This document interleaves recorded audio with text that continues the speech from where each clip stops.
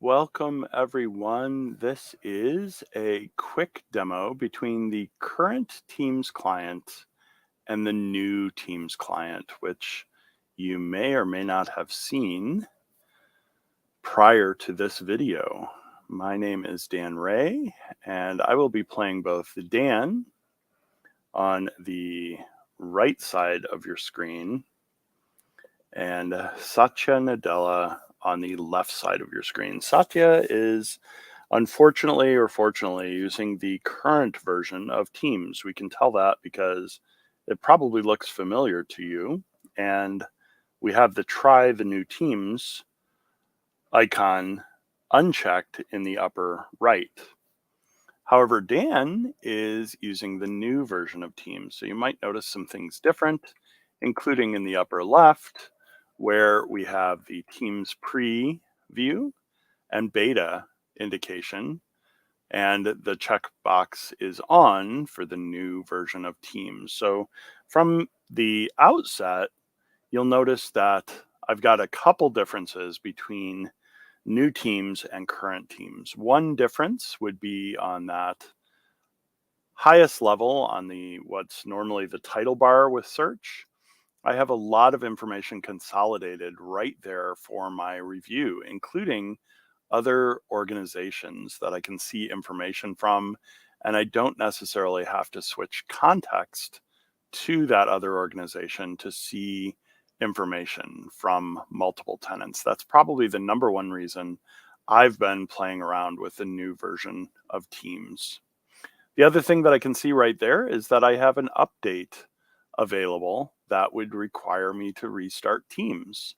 Well, normally a restart of Teams is problematic if you're using Teams to broadcast a meeting like this, but we're using StreamYard for our streaming platform, so I can actually update and restart Teams whenever I choose to. And I can also go in and from the settings for the new Teams, take a look at About Teams and see my information related to the client version that I'm currently running, the information there, and the fact that I have an update waiting. So I can update now from here or from that dialog box. So by updating the client, I'll get the fresh new copy of the Teams preview in the right-hand side of your screen. We'll be right back in our chat, and not sure why it's decided it needs to launch Outlook here, but we'll go ahead and close down my Outlook. And we're in the Teams preview now from a standpoint of my tenant. We can also see that under the teams, I have one team listed and several teams hidden. And either Satya or Dan look like they have the rights to create a new team. So the new team dialog box from the two sides, and the differences of the dialog box coming up on the old version on the left, kind of in a modular dialog box versus within the Teams client. And we can see that we have the same types of templates available because both of these users have those templates at their disposal. And then when I'm creating a team, if this is allowed, I have the ability to add people to the team. And if I go with one of the templates, I get additional channels and maybe apps added into them. So we either start with teams or we are greeted with the teams that we're a member of. So I can see a particular team and a general channel, and I can go into that general channel to take a look at the communication that's happened. In this case, a forwarded email, and we can see the difference in how those are rendered. We also have the ability to zoom in the client in both versions. So I can use the three dots in the upper right, zoom in and out of Teams. So we'll go to 100% on the left or the old client, and we'll go to 80% on the right in the new client to take a look at what the differences look like when you're zooming. You can also reset zoom with Control 0. And that shows you what the different clients look like. I believe I'm at a similar resolution from a Windows 10 and 11 perspective. The old client is running on Windows 11, and the new client is running on a Windows 10 version. I have this system dual boot between Windows 10 and 11. So we can see those differences under Teams. And then looking further down to my calendar in the new Teams, I don't have the calendar just yet under Satya's account. I just added a license for him that should give him the ability to use the calendar. So I don't see that license change affected just yet. But the calendar shows the work week, the day, or the full week for me on the screen here. So I can do those. The other difference here that we see is I now have an agenda view as well under new Teams. And then under files, we'll have the files available from these two accounts and the teams they are members of. So on the left-hand side with Satya, I see a much shortened version of files because his account isn't as active as my account. My account, I see avatars and a reference and a presentation and a document and a Teams voice and custom streaming. Lots of different documents that I've worked on the right. And they're talking about possibility of me being signed in as different accounts, which is possible because I use a lot of different accounts with Teams and the Office applications, etc. So that's probably where that menu or dialogue is coming from. And then you'll notice that the calls for me on the two Teams apps are in different places. This is because I have moved those icons, and you can actually move them where you want in the order. So once calendar shows up here on the left for Satya, I could have calls below files and the calendar. And you can see that neither of these accounts at this point have the voice numbers enabled for them. So they don't have voice calling. They just have Teams to Teams calling. So for instance, I could go to Satya's and let's see, it doesn't look like we've called Dan from this tenant. So I could type in Dan Ray, get Dan, and elevate a chat to a call. And I get the new Teams 2.0 dialog box for using a audio call from within the Teams client. So we can see on the left-hand side, the experience from Teams current, and on the right-hand side, the Teams experience from the new Teams preview client. So we have the ability in the meeting to now share our video. We can do things like add in apps from Teams. It looks like the custom streaming app is listed. Let's see if it is functional. It might not be functional again because of the accounts and the people that I'm logged in as. Might have to create a new profile to see if I can get that working. And it looks like that's my error, is just that I might be logged in multiple times or by multiple people. So I'll have to see if I can get that working and get custom streaming working out of the new version of Teams, just like it works from the old version. If we add in the same app here from the current version of Teams, where it doesn't seem like it's getting confused about who I'm logged in as, the custom streaming app allows me to, if it's configured for your tenant, allows me to stream out to things like LinkedIn Live. And something's wrong. Please try again from both sides.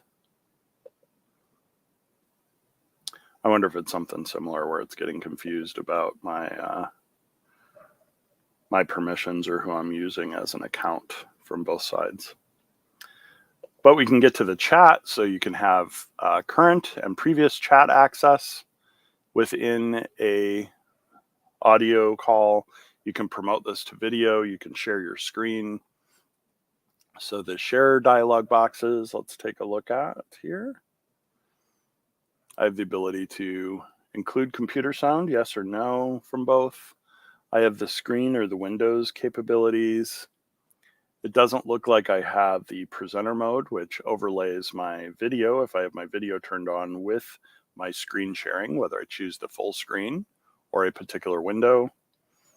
And Satya's on the left doesn't have any PowerPoint files uploaded, but you can see I have several in my tenant. So I can choose from those various PowerPoint lives to present to my audience. And this allows a much different experience from using PowerPoint from my local computer. So for instance, let's open PowerPoint on both of these computers and take a look at what might be different between doing PowerPoint and PowerPoint Live for essentially the same presentation. So we'll go into PowerPoint here on both sides, a blank presentation. And let's call this monthly status meeting for the IT M365 project. We'll use the designer add-in on the right because it looks like this is also the computer I'm using my version 2016 on the left-hand side.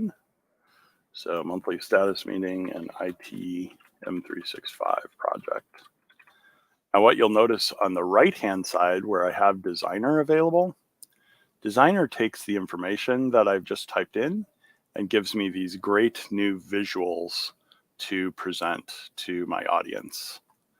And then I can go to a new slide and the Designer takes into account what I'm doing with different options. Design under the old version allows me to do things like themes across the entire slide slides that I have, but it doesn't have these other types of suggestions that might be outside of the theme that I choose. So let's say we have an agenda on slide 2, and our agenda includes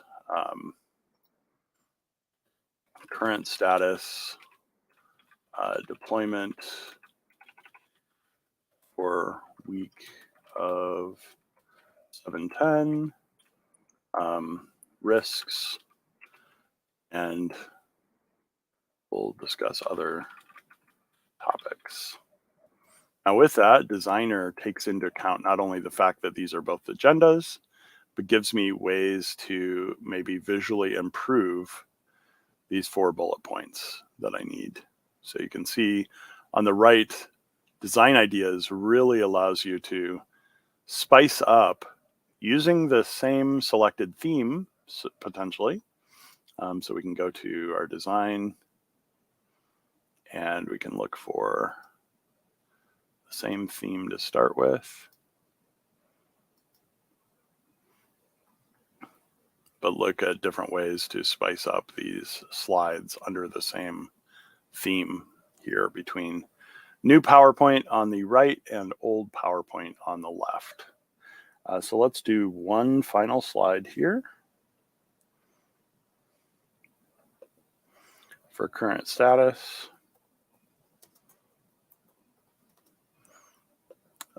Outlook configured for new tenant, and Office 365 being rolled out to users. do the same thing here on the right. Current status. Look, config, and O365 pulling out to users. There we go. So we've got similar information on the two slides, but we see on our designer side, we get some really compelling visuals to choose from, and then we can make changes to those visuals as we choose. So the Outlook config, I can change the graphic, choose this from icons. So I could go for something different just to indicate that we've rolled this out, and look for something like green, or what else here could we use for Outlook being configured for new tenant config? Let's see if there's anything for configuration or settings. There we go.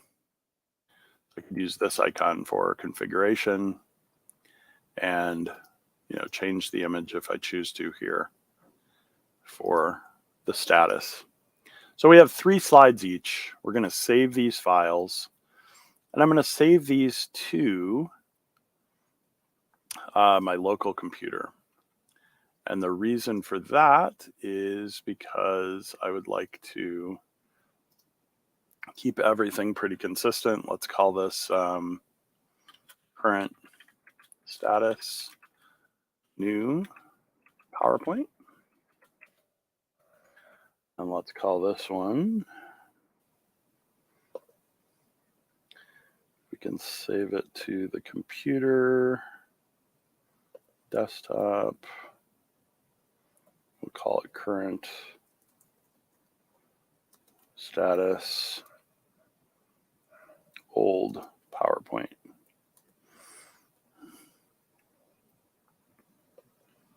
Now what we can do in our team that we are both a member of, if we go to VOHE and our general channel, we can go to under Teams now, Teams, our team general channel, like our inbox for the team. All teams start with a general channel, and then we can upload our file from each of our computers. So we could go to VOHE, pull up our current status file, and then from the left, files,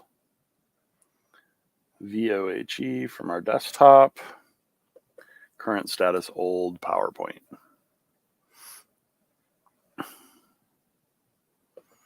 Okay, so we're both in a meeting. We both have uploaded a current PowerPoint to discuss.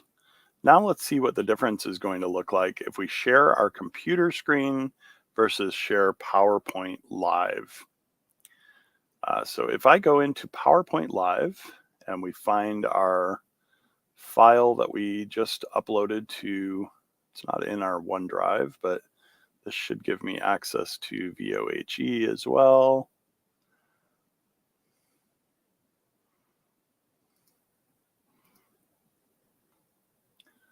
Let's see if it's going to figure out that I've got VOHE. There we go. General channel, and we'll do my new PowerPoint from this computer. We'll attach that. Notice that from Satya's perspective, or sorry, Dan's perspective, I get information about the actual notes, and I see the 3 slides at the bottom, and I have the ability at the top to lock the view, where now Satya on the left with the current version of Teams can't change the slides, can't move through the 3 slides that I have to present because I've locked this and don't allow users in the meeting to move between the slides. But as I'm ready to kick off the meeting, I can go to slide 2, Satya and all the other team members see that, but they don't see my notes. If I had notes in the slides, maybe to thank the current team or to mention the partner that's helping us with the meeting, whatever the situation is, I could deal with that on the notes section that I have access to. But I also, from one monitor, I'm presenting in StreamYard from one single monitor. So I can't move my StreamYard window on either of these computers somewhere else. I just have to minimize it. That's how I'm not showing you StreamYard right now. Same thing with Teams. If I were presenting with Teams full screen, you have to minimize Teams, or everybody in the meeting can see your Teams window and their video or whatever else is being shared. Can be very distracting. The other benefit to this is now I can see the meeting participants. So I can see if somebody else comes to the meeting, whether they're sitting in the lobby. I can get to the chat, so I can see the chat and the rich information that we're sharing. Thanks to partner that assisted with config of Outlook,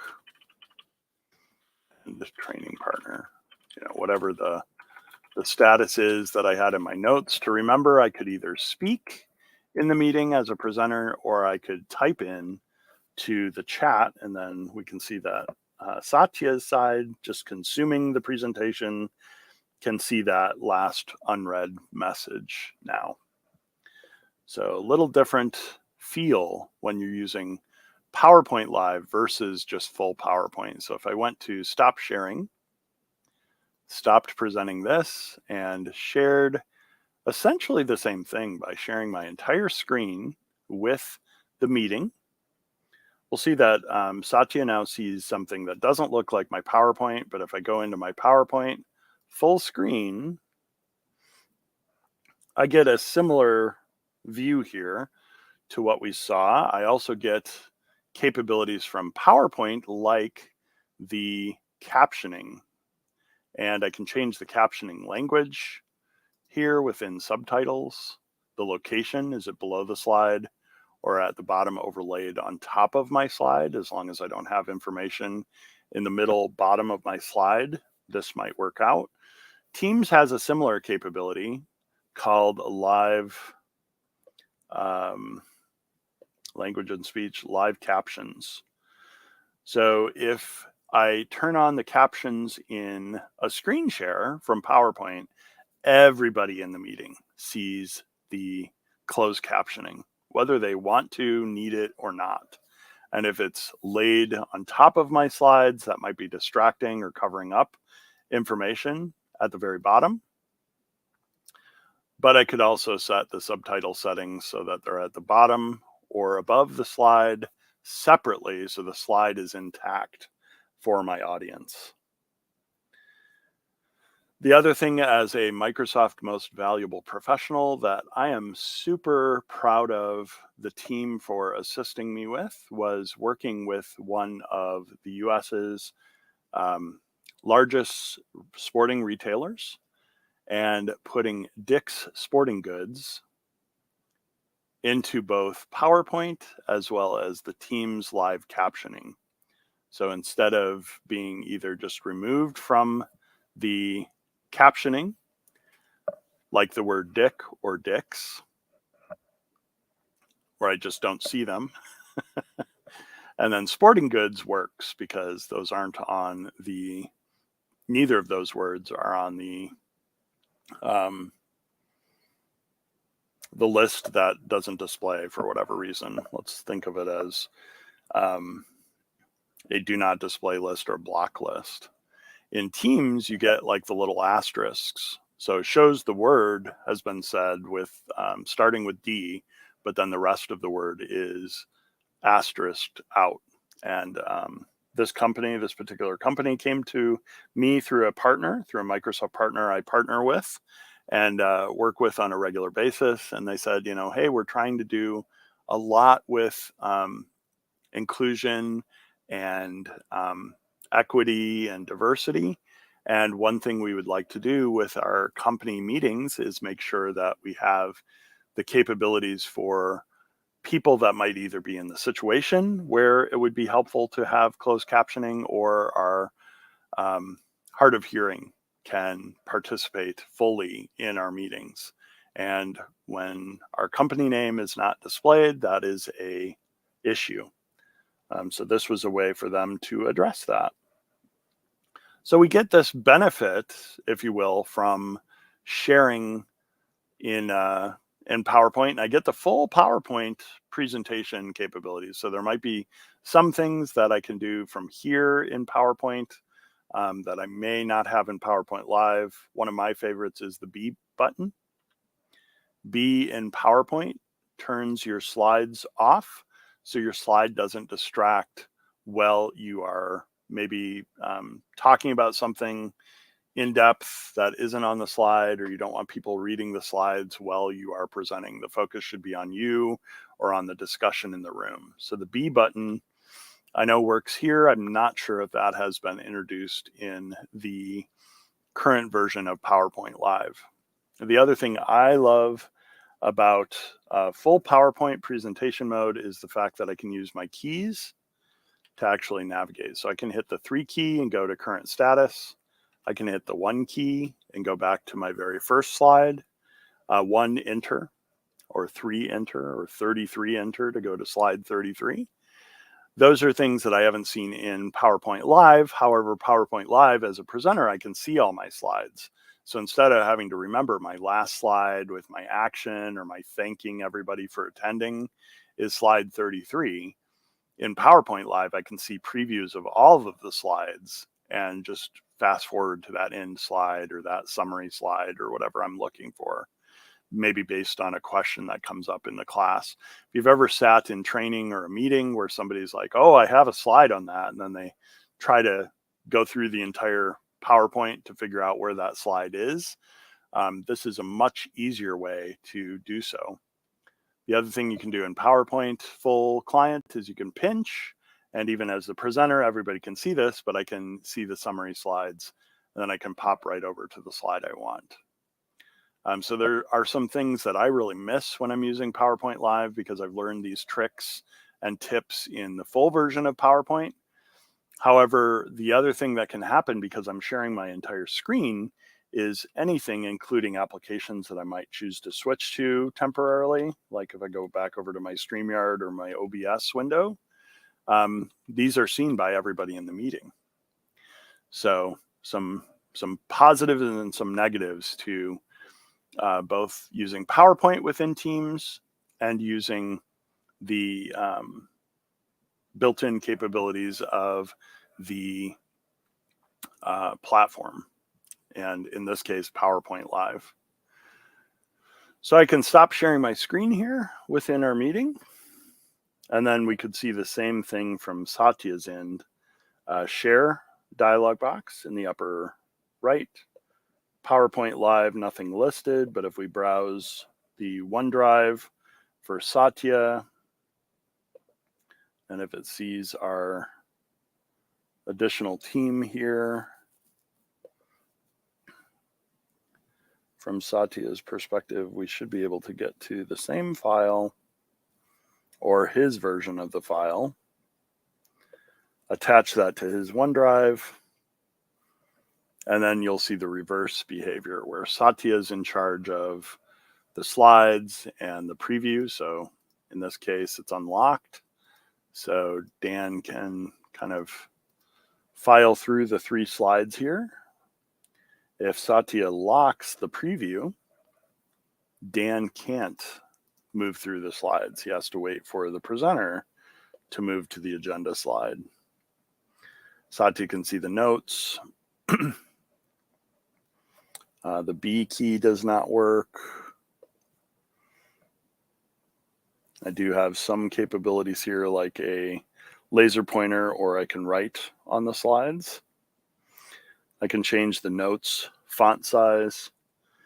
I believe you can also play around with the breakdown of how big the slide is versus the preview. That might just be in PowerPoint presentation mode. Doesn't look like it's letting me change the size here, just the size of the notes to make them easier to read, and then you'd scroll through the notes if there's several pages of notes. And we can also do this sharing capability with Excel Live now. So if I had an Excel file to talk about, Excel Live is in preview, and it allows me to take a spreadsheet and do something very, very similar with it. So let's see if it looks like we have a wait list for our Teams Voice and Custom Streaming class. Let's come up with another example in Excel here and compare and contrast some things that have changed since 2016 to the current version of Excel. Let's say we have information about different users here in a spreadsheet. Who else? We'll do a couple other people at Microsoft here.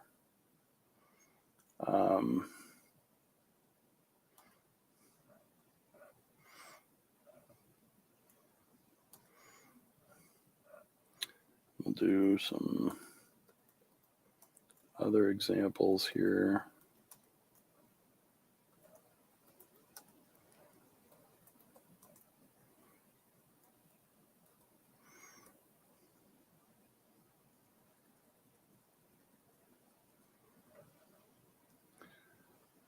Okay, so we want to put in last names here.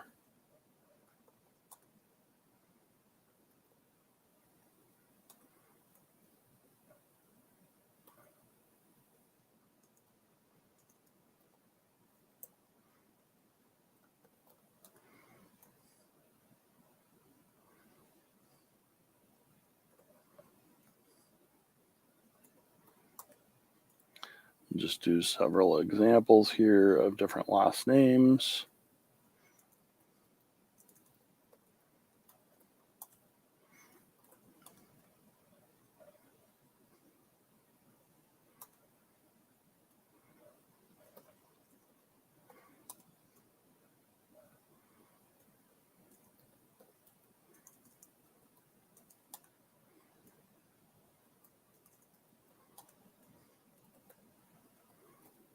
Okay, so we do several examples here, and then we want to maybe concatenate the two into a single field. As soon as we get to our second copy, both versions of Excel understand flash fill, which takes patterns and allows you to duplicate those patterns here in a third cell.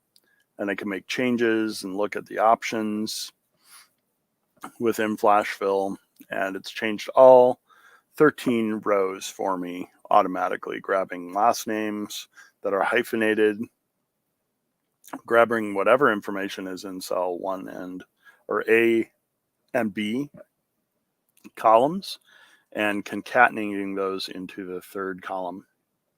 You can still use the formulas for these kind of things, but this is a quick and easy tip from a standpoint of Excel. So I could go ahead and save this file and save this to a location on my computer, again, the desktop, and we'll call this names for demo. And then what I could do in Microsoft Teams is upload that file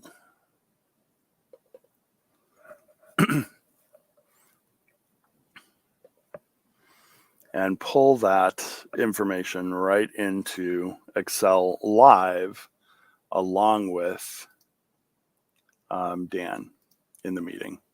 So we can see that Dan and Satya are in different fields here within the spreadsheet, and I can see where the two of them are. So as they move around, I can see that information.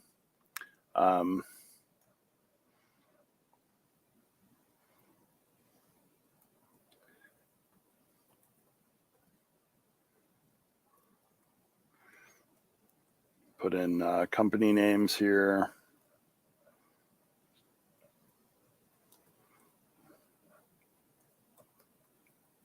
Or locations.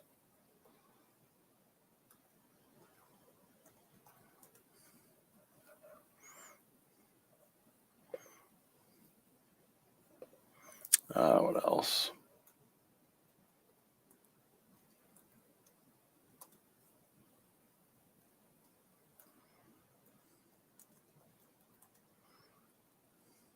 You get the idea. So this information is happening real time between the two accounts with Excel Live. And this might be something that you would want to do between two clients, work on something together, maybe visualize different things in Excel. Well, the other thing you can do in the new version of Excel, if we launch that again, it looks like I closed it,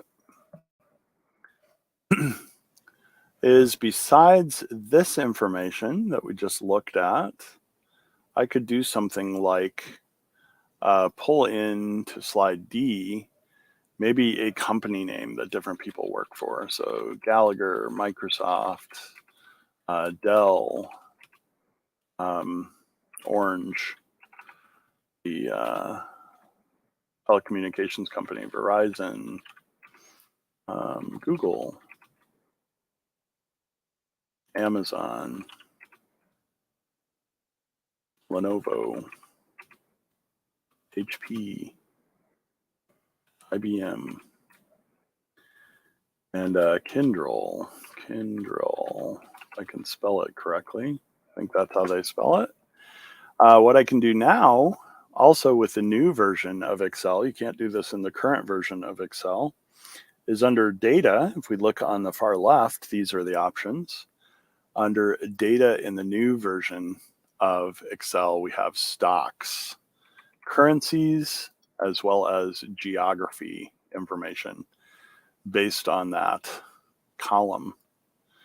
So imagine if that one of the things we wanted to do is list people's current or former employers, and we wanted to look at stock information. Now that I have the stock information converted based on the company names, I can also look for 52-week highs of the stocks and 52-week lows for their particular stocks. In the case of Gallagher, I don't think it looked up the right Gallagher company. So if we go here to Gallagher company stock, we look up at what the AJG looks like, the stock symbol. We can probably just change this. I think it's New York Stock Exchange too. Let's see what their stock is on.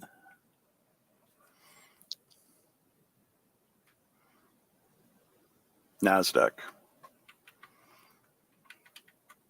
So we need to tell it it's on the NASDAQ. So we can do X, NAS, AJG.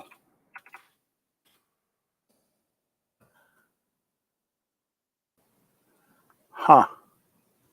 That's interesting. Let's do Gallagher companies. There we go. Gallagher companies, got it correctly. XNYS for the NASDAQ, it looks like, or New York Stock Exchange, I'm not sure. Thought it listed it as on the NASDAQ, but no, New York Stock Exchange. Okay, that's my problem. Okay, so there we have the 52-week high, the 52-week low. If anything in the names got misinterpreted, you can make corrections so you're getting the right stock information. But I could do the same thing here for locations. I know Gallagher is headquartered in Rolling Meadows, Illinois, and Microsoft is in Redmond, Washington, and Dell is in Texas, and I want to say Austin or Houston. So we'll just guess there. Orange, let's say in London, UK, and Verizon. I don't know where Verizon is headquartered, so pardon my ignorance here. Let's say Lorton, Virginia, because I know a company that's headquartered there. And Alphabet, let's say Sunnyvale, California. You get the idea. We could do Amazon. I'd heard Atlanta. Georgia was one of the places they were looking for a secondary location, and Lenovo, let's say, is Singapore. I don't know where they're headquartered either. But you get the idea. We have a bunch of cities or countries, and now we're going to use the Excel geography. And we get that information converted. And now we have options under the insert, like images, which will go out to look up locations based on information that it finds. So Rolling Meadows, Illinois. From Bing, it doesn't look like Rolling Meadows had a image in their lookup, but you can see most of the others had some type of image that Bing could pull in to the particular cell. So I have all of that information now, both stock prices, and then based on location, I have images that can be pulled in based on the geography type under data. So all of these image capabilities, currencies, stocks are new to Excel, and I use them all the time. It's super useful when you're dealing with either geographic data, financial data, and I would imagine you'll see new ones coming in the future as well. So that's a little bit of the differences that I have noticed in Excel and PowerPoint. If we save this file now to, let's see, we're logged in as this account. So we could save this as stock example into my OneDrive for Business. Go over to our Teams environment. And then from Teams, do something similar to what we did before, but this time with a Meet Now meeting. So we could start a Meet Now meeting with Dan. Sharing my headset into the meeting. We could copy the information of the meeting, or I could just come in here and invite Satya to the meeting. Got to type on the right keyboard here in front of me. Request Satya to join, and Satya is going to get a meeting acceptance from the old version of Teams. Go in without audio. And then what we'll do from Dan's perspective is share our stock example file. We'll share that real time. Now what we see is the ability for the two of them to see the information from the spreadsheet at the same time, to navigate separately. So as Dan maybe goes to that field that has the incorrect information, or Satya goes there and Dan goes to the first column and starts entering some of the information that we had before. This was Frank. This was, we'll say, Solomon.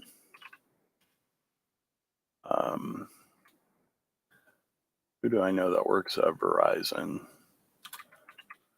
There's Rebecca, and Robin worked at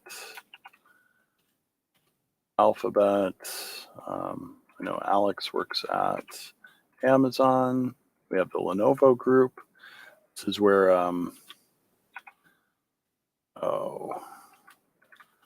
Carla works, and Christy, and IBM.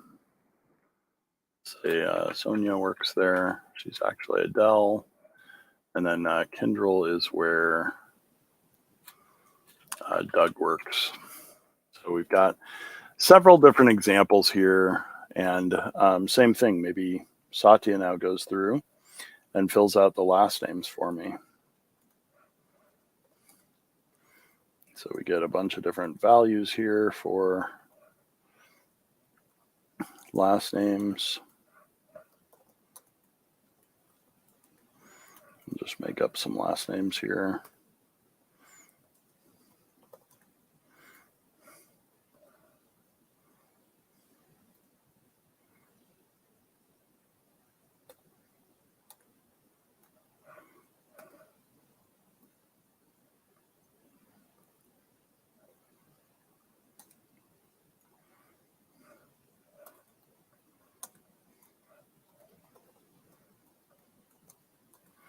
And then we're going to do the same thing here, see if we've got access to some of these capabilities here. If we go here to flash fill and we look for the example,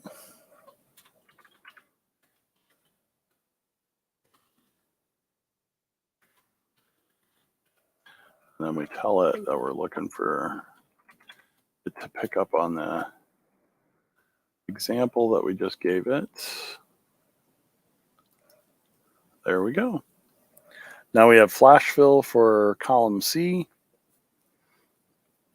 and we can correct it. We can also use, it looks like, the stocks, currency, and geography right from here.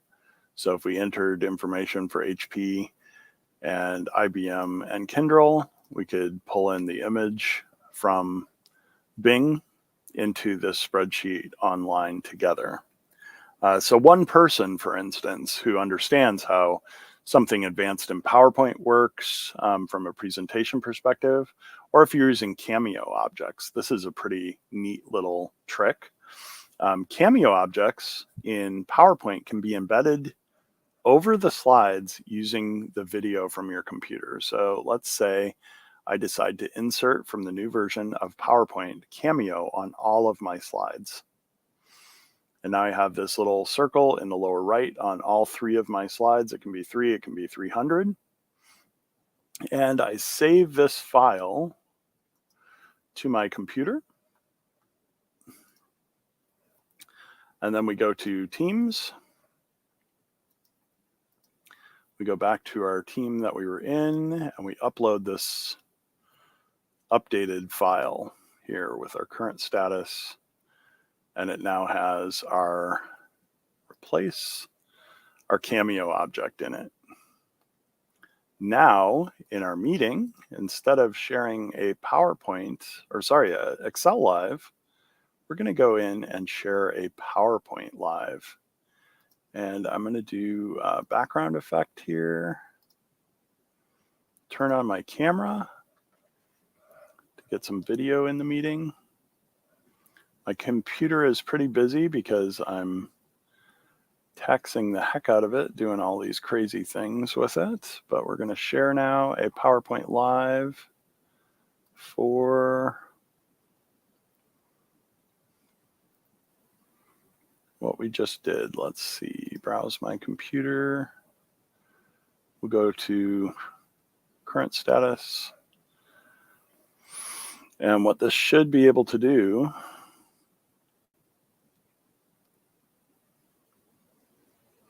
now is bring in my PowerPoint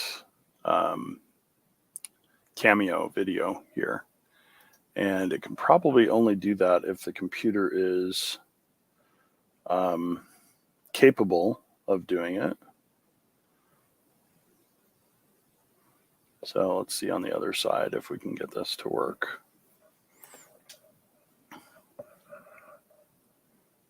You can see that there's a PowerPoint with a Cameo object. Let's see if I can go to avatars and get avatars functioning here. So you can see this effect. It's pretty neat when it's working.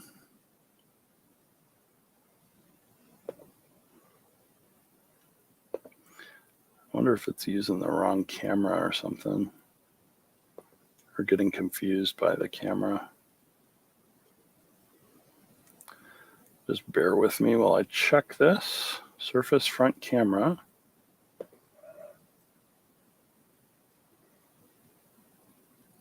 Yeah, I'm not sure why I'm not seeing the Cameo object there. Interesting. Well, I'm seeing the Cameo, or the lack of a Cameo object in the other person's video here. Let's see what happens here. Am I seeing the video preview correctly there or not?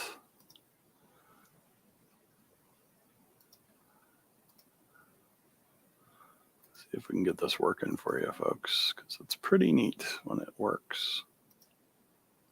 Couldn't turn on your camera, and that might be because of everything I'm doing on the computer. We got the video there. Take control.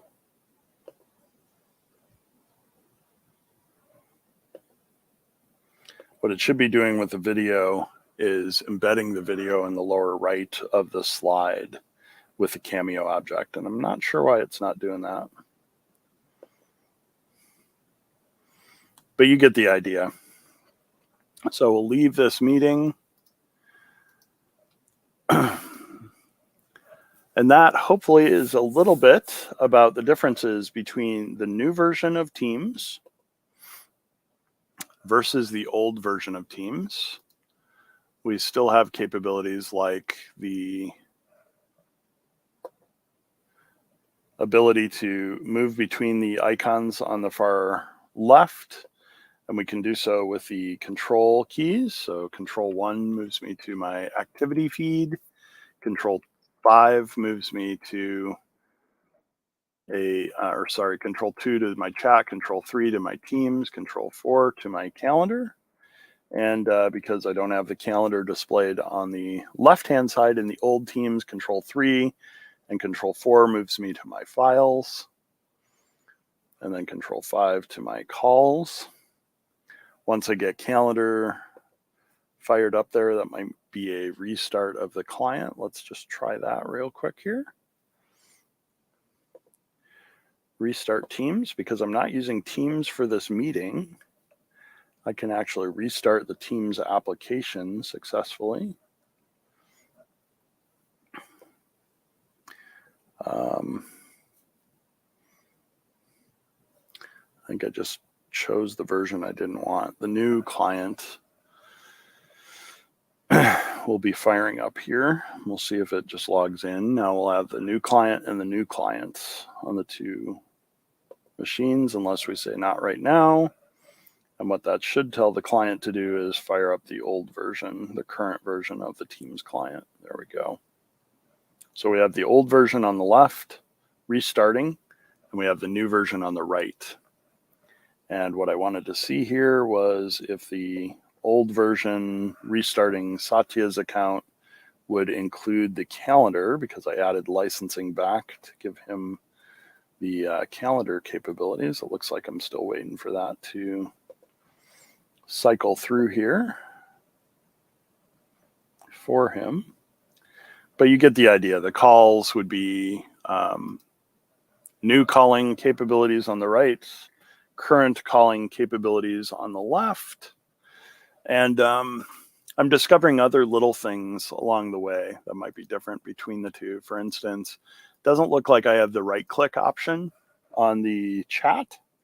Somebody showed me this. I had never discovered it on my own. I would not consider it a discoverable capability within Teams, but you can right-click on the chat icon in the current version of the Teams client and pop out a new chat to a separate window. So I could have a conversation with Satya that I have access to regardless of where I am. Actually, I'm logged in as Satya, so let's do Dan here. And then maybe we want to have a communication during a meeting, an online meeting. So I see Satya's message show up, and I can use the little upper right arrow to pop that out on my end. So I could have a window on my end, and he has a window on his end. And maybe we're working on different components from the meeting. We could use a loop component like a numbered list or a table or voting table in the meeting or amongst ourselves, maybe a bulleted list, so we remember to communicate everything that we had talked about together. So a loop component in Teams. Let's take a look at what that looks like between old Teams and new Teams.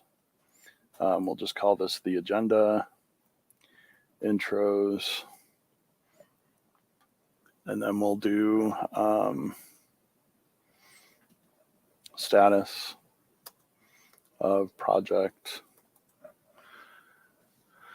And then let's see if that's going to come up in the current version, or sorry, the new version of Teams. Why didn't that pop up into that window?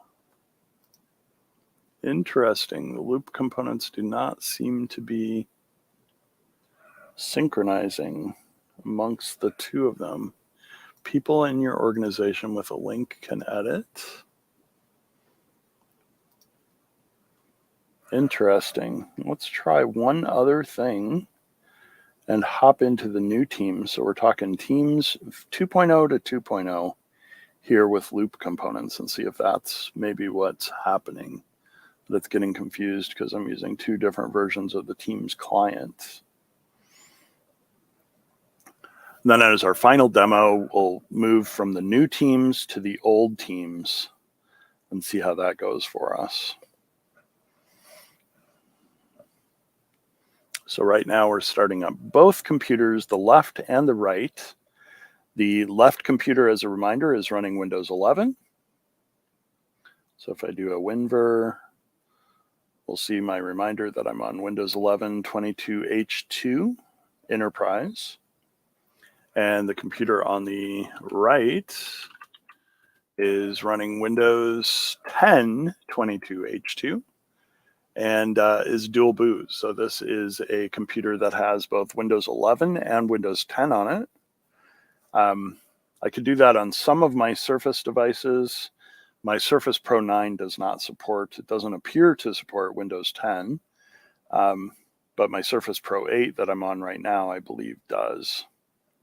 So we're in that same chat channel. My battery is running low because I haven't plugged this in. I just wanted to see if the loop components work between these two devices here.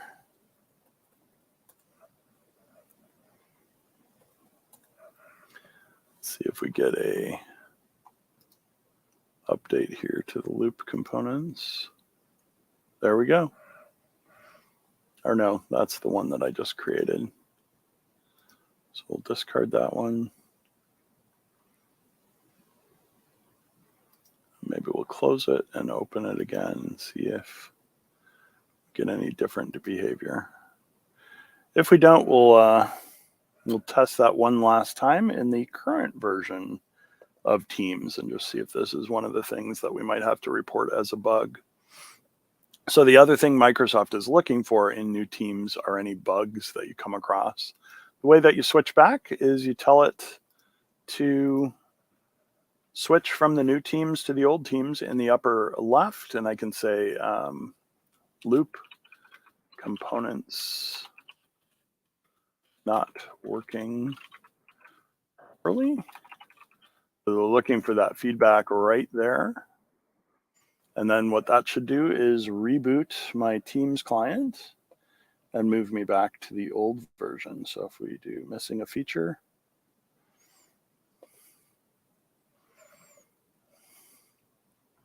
and then we go back to our chat,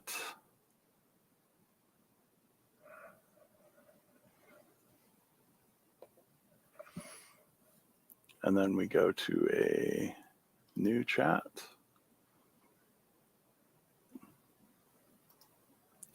Loop component, not stream component.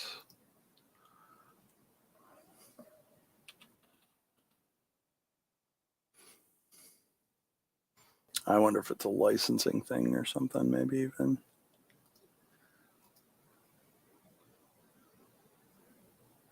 So that's my stream stuff, approvals.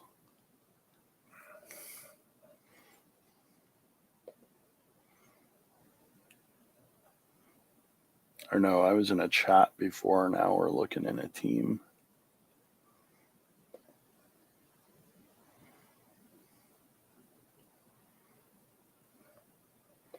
So let's go back over to chat here. Go to our most current chat, and then see if our loop components cross over correctly here between the two of us.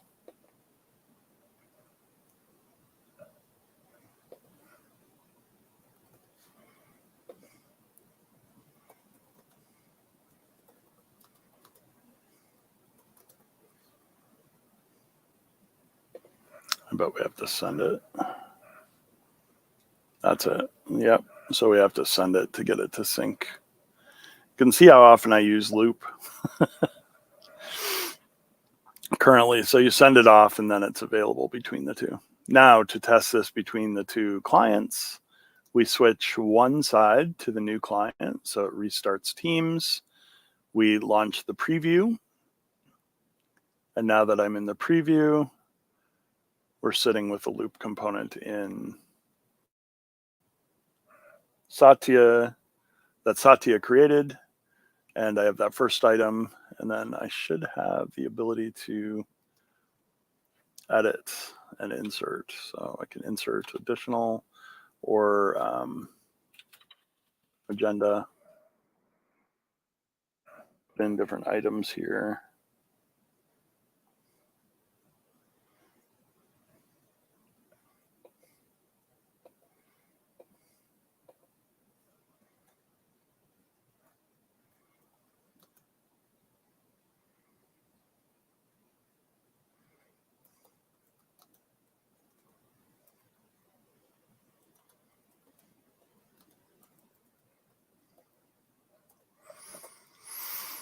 Okay, so it looks like we've got that working. New items to discuss. You can see I can go back and forth about this, then have additional information in the component. So that works between the environments. The tenant switching looks like it works between the environments. So I can see different mentions that I have in different tenants. And there are several other features that we'll look at between the new teams and the old teams on our next episode of old versus new, I guess, is what maybe we'll call this. And use StreamYard because I can use the OBS camera. And I guess I could use this with Teams as well, but OBS in StreamYard is how I am broadcasting the two screens next to each other. So we'll go back here and end our broadcast. Thanks for attending, everyone.